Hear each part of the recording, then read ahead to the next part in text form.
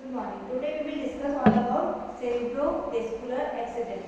Cerebro means brain, vascular means vessels, accident means attack या फिर जो आपकी वेसल्स होती है ब्रेन में जो स्मॉल स्मॉल वेसल्स होती हैं वहाँ पे ब्लड सप्लाई रुक जाना, फिर क्लोट्स हो जाना, ये कई टाइप ऐसे ट्यूमर भी हो सकता है। तो वहाँ से ब्लड सप्लाई अगर रुक सकता है, रुक जाता है तो इन कंडीशन में पेशेंट को पैरालिसिस होता है। ठीक है, तो cerebrovascular accident we will tell. Now coming to the definition of cerebrovascular accident. Cerebrovascular accident also known as brain attack. Brain attack is sudden loss of function resulting from disruption of blood supply to a part of the brain. जैसे ही सेरिब्रोवेस्कुलर accident patient को आता है, attack आता है, तो उस time पे क्या होता है, वहाँ पे ब्लड सप्लाई रुक जाना। ब्लड सप्लाई अगर रुक जाएगा तो उसको बोलते हैं ischaemia. Ischaemia means less of blood supply. तो लेस ऑफ ब्लड सप्लाई वहाँ पे हो रहा है तो क्या होगा, वहाँ पे सप्लाई होने की वजह से पेशेंट की ब्रेन में प्रॉपरली ब्लड नहीं मिल पा रहा है, ब्लड के साथ साथ ऑक्सीजन भी नहीं मिल पाएगा। ओके, इसके कारण से क्या होता है, पेशेंट को ब्रेन अटैक आता है। इसको ब्रेन अटैक भी बोल सकते हैं या सेरिब्रोवेस्कुलर एक्सीडेंट भी बोल सकते हैं। Clear? Now coming to the aetiology means कारण क्या है कि पेशेंट को सेरिब्रोवेस्कुलर अटैक आया है। ओके, फर्स्ट है modifiable risk factors. Modifiable risk factors को आप मॉडिफाई कर सकते हो, चेंज कर सकते हैं। And second one is non modifiable risk factor, इसको आप चेंज नहीं कर सकते हैं। Okay, modifiable risk factor first is hypertension. Hypertension को आप कंट्रोल कर सकते हो। ठीक है, आपको पता है कि हाइपरटेंशन क्यों होता है, किस कारण से होता है, स्ट्रेस की वजह से होता है। स्ट्रेस कम लेना है, अपने डाइट को मेंटेन करना है, सॉल्ट इंटेक कम लेना है, 2 ग्राम से कम लेना है। And smoking and alcoholism, patient अगर स्मोकिंग करता है या अल्कोहल लेता है तो उसको भी सीजेशन कर सकते हैं, रुकवा सकते हैं। एंड डायबिटीज मेलाइटस, पेशेंट को अगर शुगर हुआ है उसको भी कंट्रोल में कर सकते हैं। कार्डियोवैस्कुलर डिसीज, कार्डियक प्रॉब्लम है, cardiac problem for example cardiac disease है, सीएबीजी की नीड है पेशेंट को, या फिर आर्टरी एक ब्लॉक हुई है तो उसको क्या कंट्रोल में कर सकते हैं सर्जरी से। एंड एसिम्प्टोमेटिक कैरोटिड स्टेनोसिस, जो कैरोटिड होती है, कैरोटिड आर्टरी होती है, वहाँ पे स्टेनोसिस मींस नैरोइंग हो जाना। कोई एसिम्प्टोमेटिक मींस कोई सिम्टम्स नहीं है तब भी पेशेंट को क्या है, कैरोटिड में स्टेनोसिस हुआ है, नैरोइंग हुआ है, जिसके कारण से पेशेंट के हार्ट में प्रॉपर्ली ब्लड सप्लाई भी रुक सकता है या ब्रेन में भी नहीं जा सकता। कैरोटिड में ब्लड सप्लाई, कैरोटिड आर्टरी क्या करती है, ब्रेन में भी ब्लड सप्लाई करती है। तो वहाँ पे अगर नैरो हो जाती है कैरोटिड आर्टरी तो क्या होगा, ब्लड सप्लाई कहाँ पे रुक सकता है, ब्रेन में। ब्रेन में प्रॉपर्ली ब्लड सप्लाई नहीं हो पाएगा। And transient ischaemic attack, that means ischaemia, less of blood supply, brain में ब्लड सप्लाई रुक गया है। Sickle cell anaemia, sickle cell anaemia में क्या होता है, ऑलरेडी पेशेंट का एचबी काउंट कम है, ब्लड की कमी है, तो ब्लड की कमी होगी तो क्या होगा, ब्रेन में भी प्रॉपर्ली ब्लड सप्लाई नहीं हो पाएगा। And next is dyslipidaemia, blood में क्या होता है, लिपिड कोलेस्ट्रॉल का लेवल इंक्रीज हो जाएगा। बस अच्छा, एचडीएल क्या है, गुड कोलेस्ट्रॉल, तो आपकी बॉडी में क्या हो रहा है, एचडीएल का लेवल कम हो रहा है, एंड एलडीएल जो बेड कोलेस्ट्रॉल है उसका लेवल एकदम से बढ़ रहा है। ठीक है, it's not good for our body. And obesity, obesity पे आप कंट्रोल में कर सकते हैं, कोलेस्ट्रॉल को भी कंट्रोल कर सकते हैं, ओबेसिटी को भी कंट्रोल में कर सकते हैं। Poor diet, decrease fat and sodium, decrease potassium, patient का डाइट क्या था, अच्छा डाइट नहीं कि वो फैटी डाइट खा रहा है तो उसको भी कंट्रोल में कर सकते हैं। सोडियम इंटेक जो ले रहा है ज़्यादा उसको भी कंट्रोल में कर सकते हैं। ठीक है, पोटेशियम अगर लेवल कम हुआ है तो उसका पोटेशियम वाली चीज़ें खा सकते हैं। ठीक है, एंड नेक्स्ट है physically inactivity, patient sedentary lifestyle जी रहा है, सिडेंटरी मतलब बैठ के काम कर रहा है, सारी चीज़ें बैठ के ही कर रहा है, उसको बोलते हैं सिडेंटरी या फिर आरामदायक लाइफ बोल सकते हैं। तो वो कर रहा है, उसको आप चेंज कर सकते हो, उसमें चेंजेस कर सकते हैं। आप क्या चेंजेस कर सकते हैं, पेशेंट को एक्टिविटी के लिए बोल सकते हैं, फिजिकल एक्टिविटी, एक्सरसाइज, योगा, है ना, ये सब क्या है, एक्सरसाइज है। तो उससे क्या होगा, आप पेशेंट का जो ओबेस पेशेंट है तो एक्सरसाइज होगा तो क्या होगा, वेट भी कम होगा, बीपी भी कंट्रोल में रहेगा, शुगर भी कंट्रोल में रहेगा। Okay, understood. And post menopausal hormonal therapy, menopausal क्या होता है, मेनोपॉज हो जाता है, पीरियड्स रुक जाता है महिलाओं में 40 के बाद, तो उसमें क्या होगा, पेशेंट हार्मोनल थेरेपी लेता है, ठीक है। उसके बाद में तो उसको क्या कर सकते हैं, कंट्रोल में कर सकते हैं। कैसे कंट्रोल में कर सकते हैं, पेशेंट की बॉडी में कैल्शियम का लेवल कम हो जाना, ब्लड कम हो जाना, थेरेपी लेते हैं उसको स्टॉप करवा देना, ठीक है। तो ये हार्मोन्स क्या होगा, डिस्टर्ब हो जाते हैं, एस्ट्रोजन का लेवल कम हो जाना, तो हार्मोनल थेरेपी भी दे सकते हैं, जिससे क्या होगा, वो कंट्रोल में रहेगा। And next is non modifiable receptors older age को आप चेंज कर सकते हैं क्या, नहीं। तो ये क्या है, ये मॉडिफाइबल चेंज नहीं होंगे। सेकेंड में gender, male and female, males में ज्यादा होता है, मेल्स क्या करते हैं, स्मोकिंग करते हैं, सिगरेट अल्कोहल लेते हैं, इसके कारण से हेरिडिटरी हो सकता है। हेरिडिटरी में क्या है, नॉन मॉडिफाइबल, जेनेटिक होता है।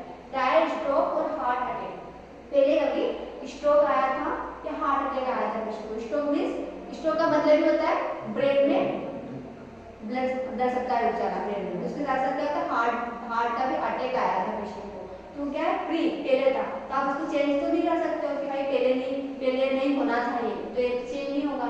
तो ये क्या है, these are all non modifiable risk factors and those are all modifiable risk factors। ये एग्जाम में आप लिख सकते हो, आया था इकोलॉजिकल फैक्टर्स, तो आप इस तरीके से लिखोगे तो आपको फुल मार्क्स मिलेंगे एग्जाम में, ओके, अंडरस्टूड।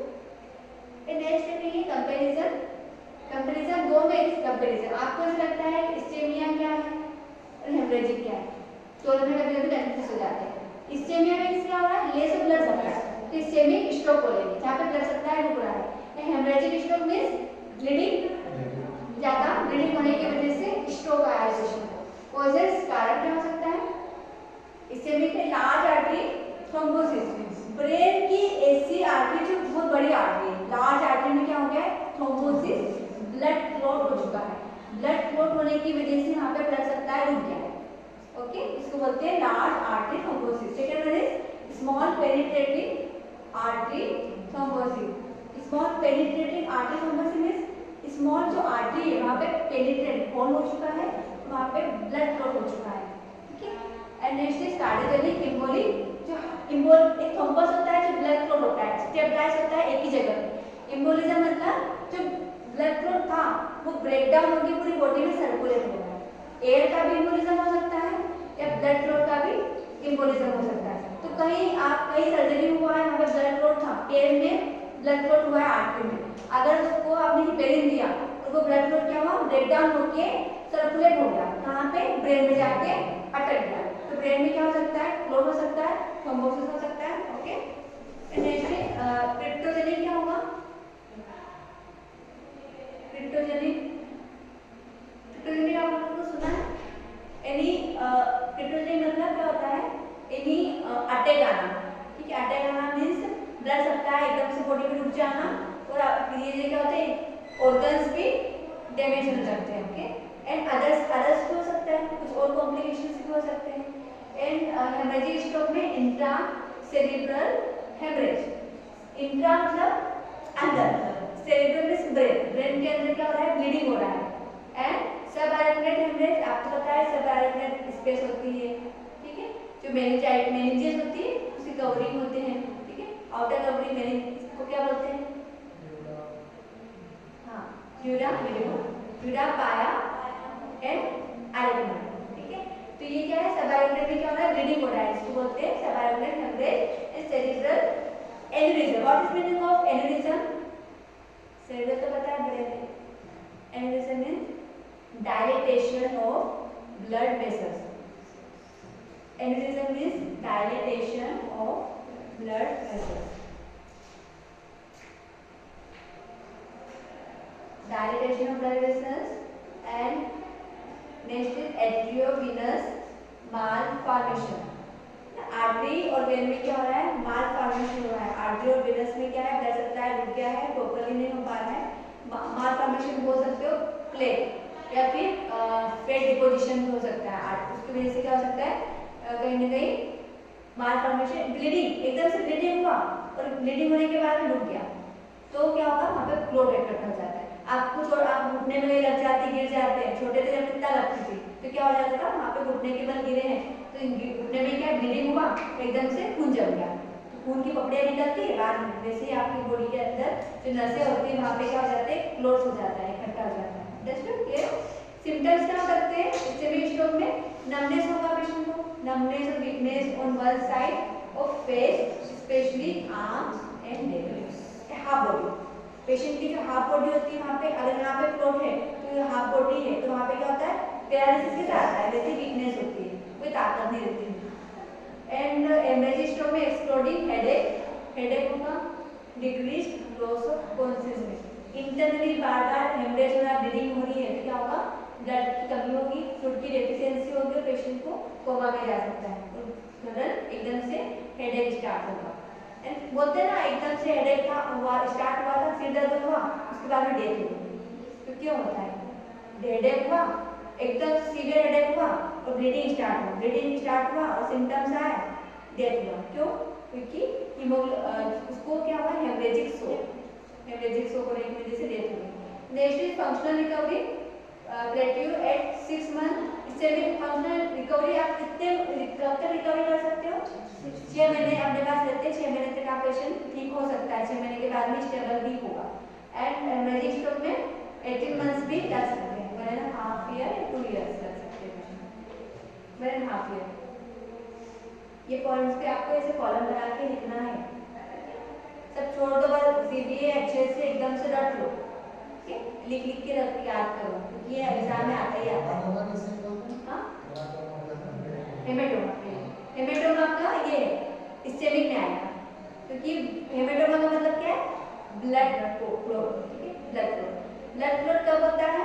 जब ब्लीडिंग हो रहा है तब हो सकता है, या फिर एम्बोलिज्म, थ्रोम्बस था कहीं कोई दूसरी आर्टरी में थ्रोम्बस था और वो सर्कुलेट होकर ब्रेन में जाके अटक गया तो वो भी हो सकता है, ठीक है? उसके कारण से हिमेटोमा तो बहुत ज़्यादा ट्रोमा मतलब बहुत ज़्यादा क्लोट हो जाता है, जिसके कारण से ब्लड सप्लाई बिल्कुल एक ड्रॉप भी नहीं जा पाता है, ठीक है? जिसकी वजह से हेडेक होता है और पेशेंट की धीरे आगे चल के डेथ भी हो सकती है अगर सर्जरी नहीं किया तो उसका, ठीक है? तो स्टार्ट करते हैं semi stroke types of semi stroke. First is large artery thrombotic stroke caused by atherosclerotic plaque in large artery of brain।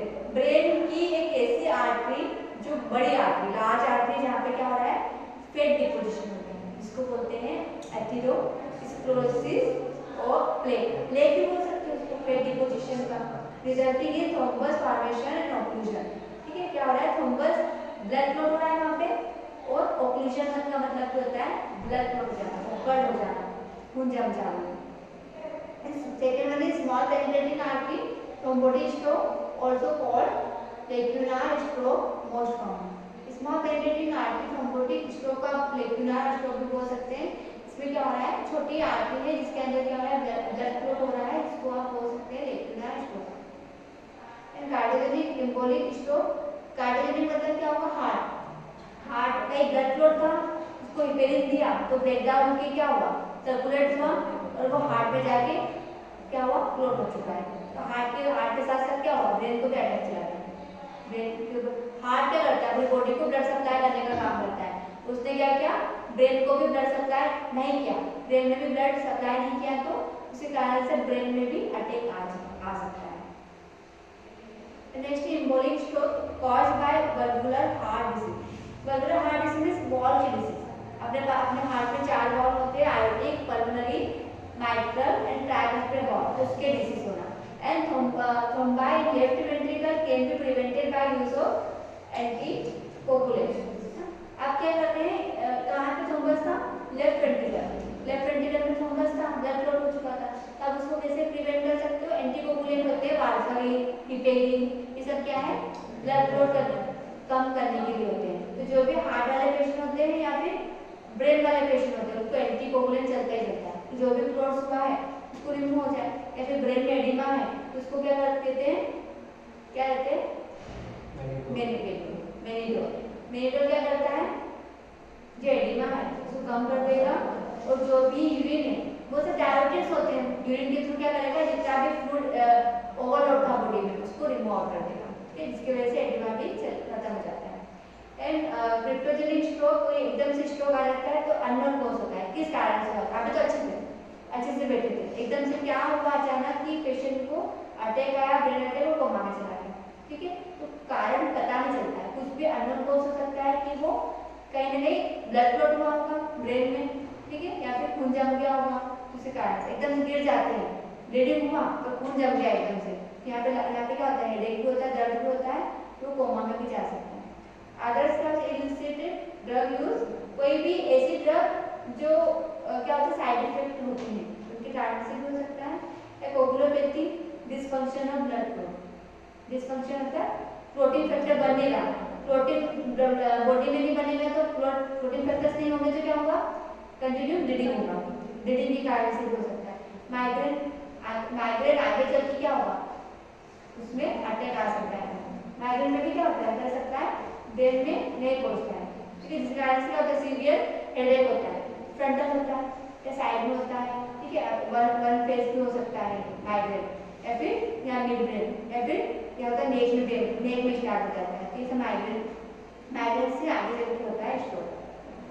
Brain accident सीवीए में आप देखो कि स्ट्रोक में क्या होता है, हेडेक होता है, मेंटल चेंजेस होगा, कंफ्यूजन, डिसओरिएंटेशन होगा, memory impairment, okay, and aphasia means difficulty in speaking, and respiratory problems, decreased neuromuscular control, decreased cough, swallow reflexes, agnosia means decreased sensory interpretation, कोई सेंसेशन नहीं होता है। आप जब फिजिकल एग्जामिनेशन करते हैं या हैमर यूज करते हैं तो उसमें क्या करते हैं, सेंसेशन पता करते हैं, तो सेंसेशन नहीं होता है, कम हो जाता है, फील तो होगा, एकदम से जोर से आप हैमर मारते हैं तब फील होता है, आप लाइट टच करोगे तो फील नहीं होगा, सेंसरी रिसेप्शन उनका जो भी सेंसरी इंटरप्रिटेशन होता है कम हो जाता है। इनकॉन्टिनेंसी, ठीक है, यूरिन पे भी कंट्रोल नहीं होता है, ना ब्लैडर पे कंट्रोल होता है, ओके। एंड सीजर्स क्या आ सकते हैं, झटके आते हैं बार-बार, झटके क्यों आते हैं, ब्रेन में कहीं एक ऐसी आर्टरी जहाँ पे क्लॉट हो चुका है। And TIA full form of TIA क्या है, what is full form of TIA, transient ischaemic attack, इसमें पेशेंट को कंफ्यूजन होगा, वर्टिगो होगा, वर्टिगो मतलब चक्कर आना, है ना, डिसआर्थरिया मतलब मसल टोन भी वीक हो जाता है पेशेंट का।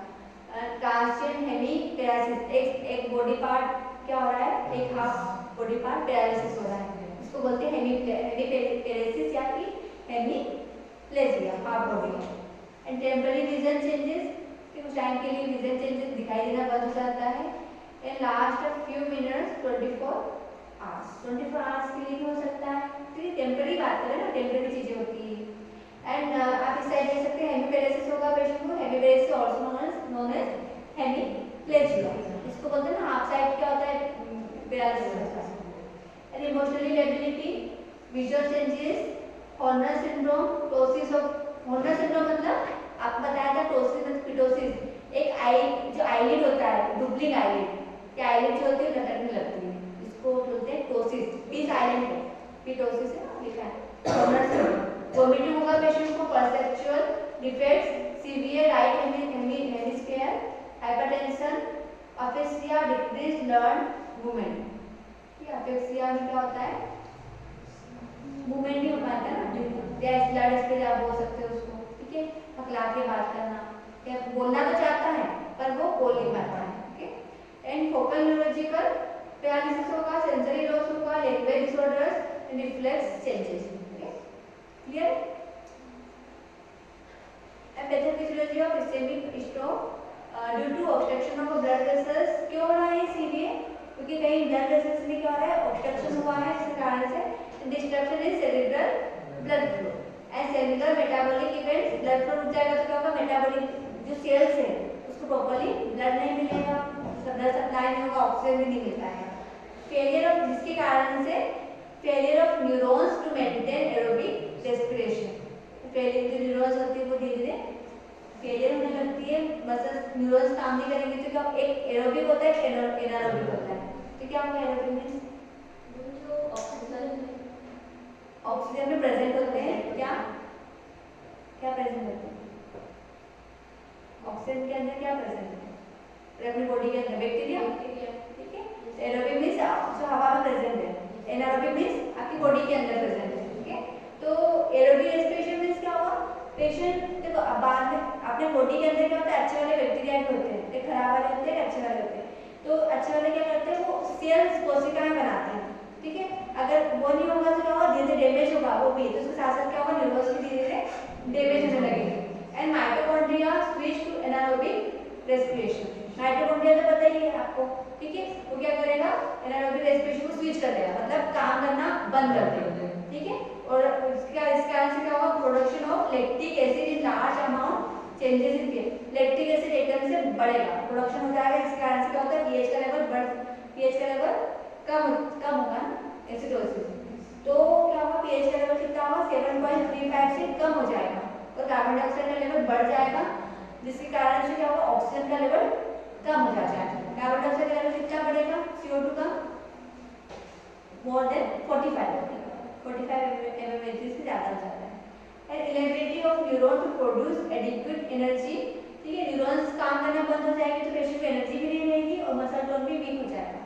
insufficient fuel for depolarization, ठीक है, depolarization कॉन्ट्रैक्शन रिलैक्सेशन, सब कॉन्ट्रैक्शन पेशेंट कॉन्ट्रैक्ट नहीं कर पाता है बॉडी को, पूरी बॉडी रिलैक्स पड़ी रहेगी। And session of membrane pumps, membranes होती है वो भी, सीजर मतलब स्टॉप हो जाना, सीजेशन का मतलब होना स्टॉप हो जाना, बंद हो जाएगा। इसके कारण से क्या होगा, कैल्शियम का एक्यूमुलेशन होगा एंड ग्लूटामेट रिलीज होगा, एक्टिवेशन ऑफ डैमेजिंग पाथवे, ये डैमेज होगा।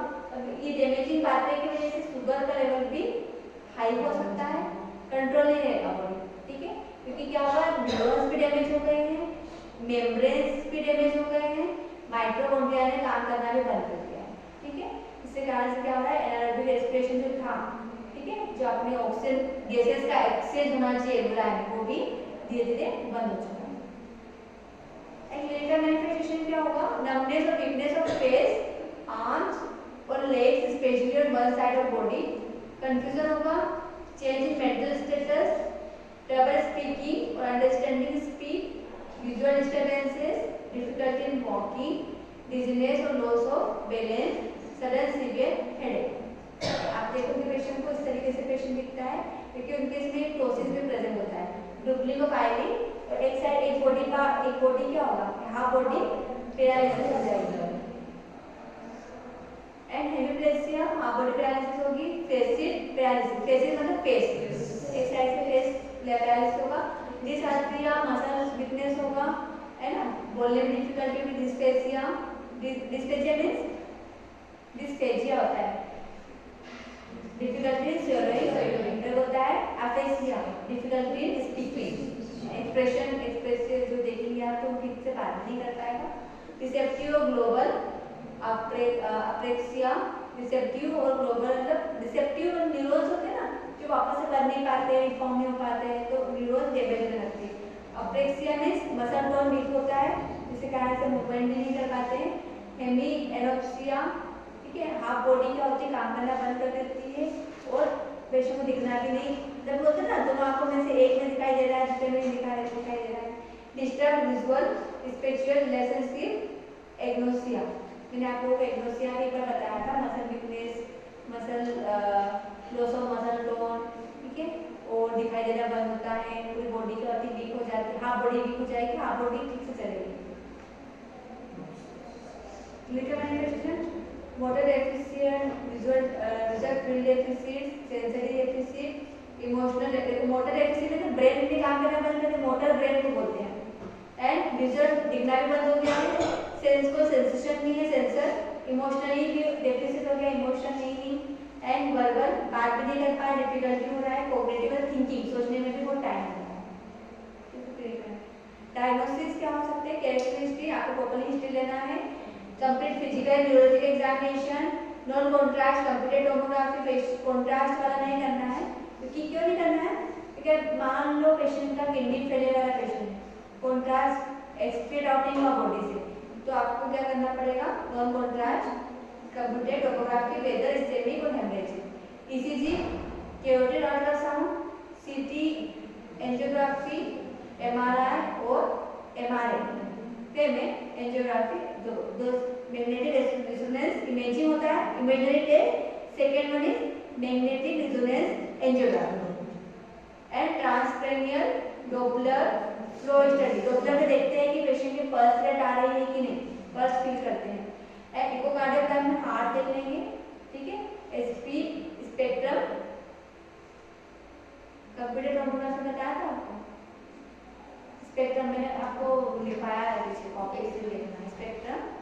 SPECT, इसका फुल फॉर्म देख लेना, इसमें लिखा है। Medical management, platelets, inhibiting medications कौन से दे सकते हैं? एस्पिरिन क्या एंटीकोगुलेंट है, clopidogrel, statin 3 hydroxy 2 methyl glutaryl, coenzymes, example सिम्वेस्टेटिन।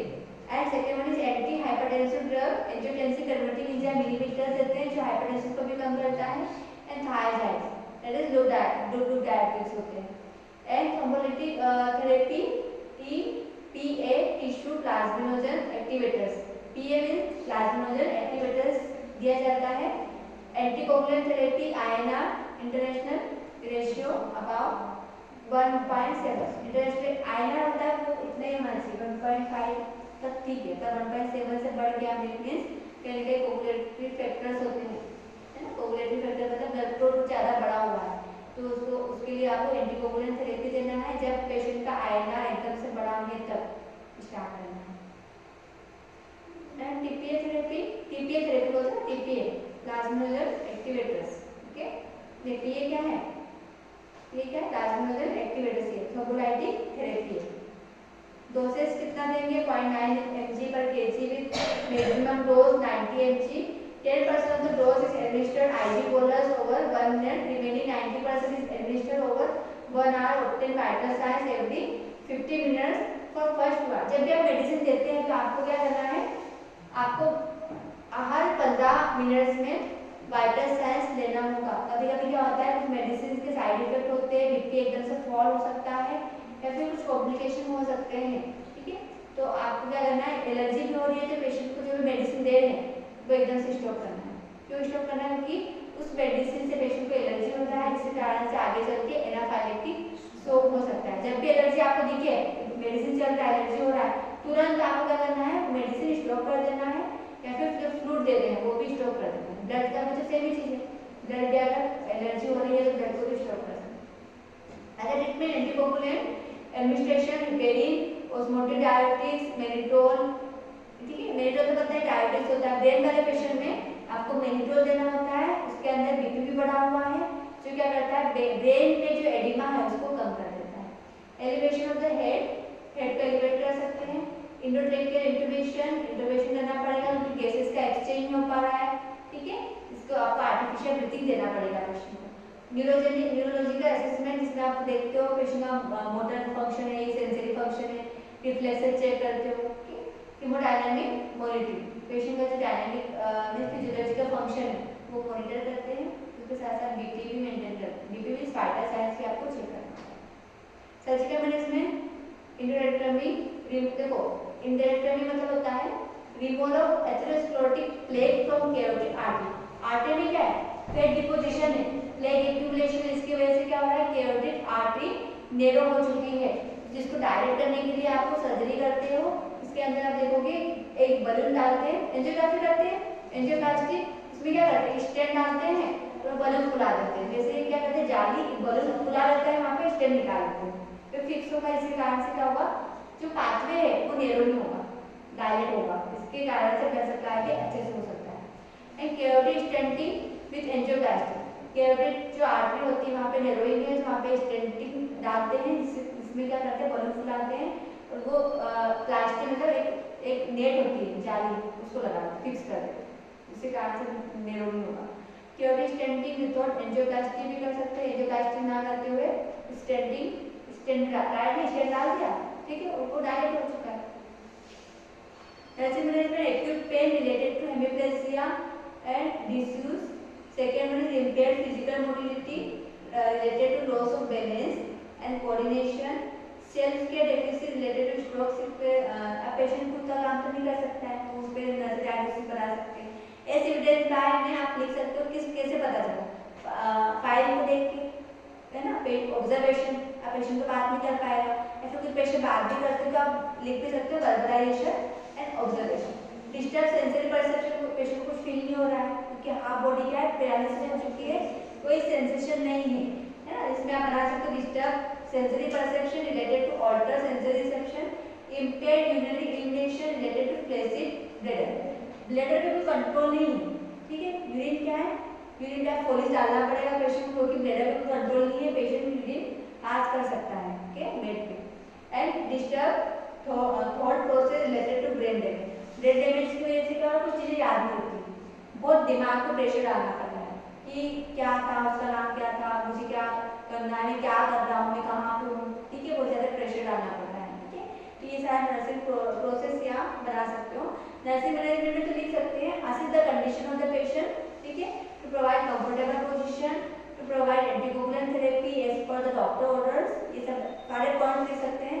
Positioning का अच्छे से ध्यान देना है, पेशेंट को एक्टिव पैसिव एक्सरसाइज करवाना है ताकि मसल स्टिफ ना रहे, ठीक है। जो न्यूरॉन्स डैमेज हुई है उसको आप रिकवर तो कर सकते हो, बाकी फिर से बनेगी नहीं, पर रिकवर तो कर सकते हैं। डाइवर्सनल थेरेपी दे सकते हैं, ठीक है। आपका जो क्यूट थेरेपी भी दे सकते हैं ताकि पेशेंट को क्या होगा, डिस्टर्ब ना हो, एंजाइटी है तो आप साइकोलॉजी का सपोर्ट दे सकते हैं। ये सब आपके नर्सिंग मैनेजमेंट के अंदर। बिहेवियर थेरेपी, डाइटरी मैनेजमेंट आप देख सकते हैं, leading a healthy lifestyle, quitting smoking, maintaining a healthy weight, daily exercise, following a healthy diet, DASH dietary approach to stop hypertension. DASH मतलब वो होता है क्या, total parenteral nutrition, total parenteral nutrition दे सकते हैं। High in fruits and vegetables, low fat dairy products, low in animal protein, ठीक है। प्रोटीन आपको सबसे ज्यादा प्रोटीन किसमें मिलता है, दाल, ठीक है। वेजिटेरियन है पेशेंट दाल पानी दे सकते हैं, ठीक है, मिल्क का भी दे सकते हैं, है ना। तो ये सब क्या होगा, प्रोटीन की कमी है, पोटेशियम डाइट भी दे सकते हैं। पोटेशियम डाइट सबके लिए अच्छा होता है, कोई दिक्कत नहीं। पोटेशियम डाइट बढ़ेगा भी तो कोई अब बैलेंस हो जाता है ना, पर CO2 का लेवल नहीं बढ़ना चाहिए, कुछ फैट डिपोजिशन नहीं होना चाहिए, कोलेस्ट्रॉल बढ़ा नहीं होना चाहिए, तो उसके लिए क्या करते हैं, आप डाइट के प्रोडक्ट देते हैं। अंडरस्टूड, क्लियर है। तो इसमें आप क्या डेफिनेशन पे फोकस कर सकते हैं। डेफिनेशन आता है, इटियोलॉजिकल फैक्टर्स आता है, पैथोफिजियोलॉजी है, नर्सिंग प्रोसेस आता है। नर्सिंग प्रोसेस के जो मैंने बताया ना आपको, एक नर्सिंग डायग्नोसिस, तो आप याद कर लेना, उसको लिख देना। नर्सिंग मैनेजमेंट में भी तो आता है 3 तरीके से, तो आपको मैंने बता दिया, medical management, surgical management and nursing management और डाइटरी मैनेजमेंट, 4 लिख सकते हो, ओके।